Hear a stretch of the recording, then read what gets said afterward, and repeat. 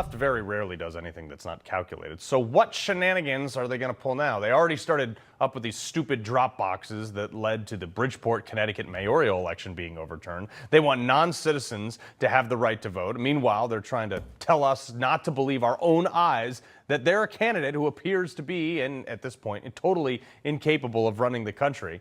You know, he's got to do it from the short stairs on Air Force One. What are we supposed to do? Elections correspondent at The Federalist, Brianna Lyman, and internist at Custom Care Medical, Dr. Frank Contessessa. Dr. Frank, I'll ask you first here.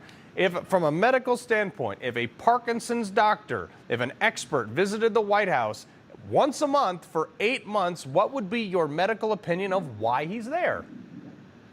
Well, great to be with you, Carl, and that's an interesting question. I think where there's smoke, there's fire.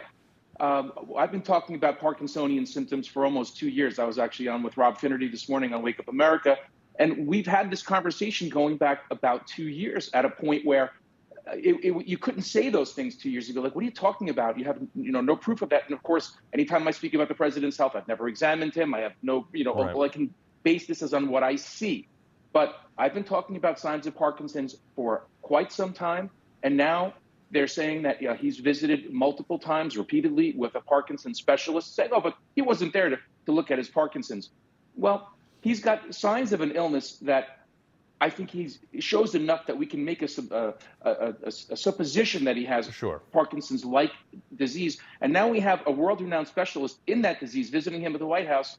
I don't know how you get around that. Right, and he's also a donor, too. But, Brianna, the left loves to just flip-flop on what they say, just as long as it fits their narrative. Take a listen to Jamie Raskin.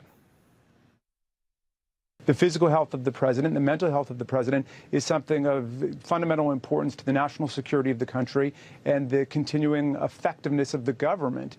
So I think that, some of the current events have concentrated our mind on the problem, but we need to set this up as a matter of institutional responsibility as Congress. A lot of people see his age as something that helps explain some of his wisdom and some of his compassion, the kind of compassion you see not just within his family, but outside of it. That compassion for people in his family, which is real and authentic, becomes solidarity for everybody in the country who's struggling, as well as for people around the world. So, Brianna, the first clip you saw was him in 2017 talking about Donald Trump and trying to 25th Amendment him, and the second one was somehow propping up Joe Biden.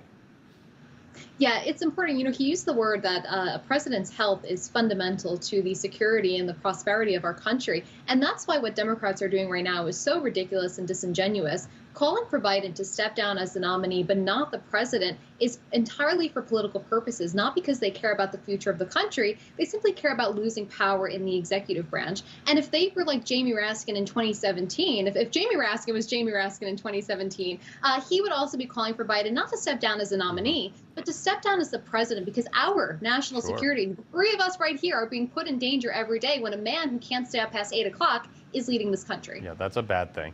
Unfortunately, we got to leave it right there. Brianna Lyman.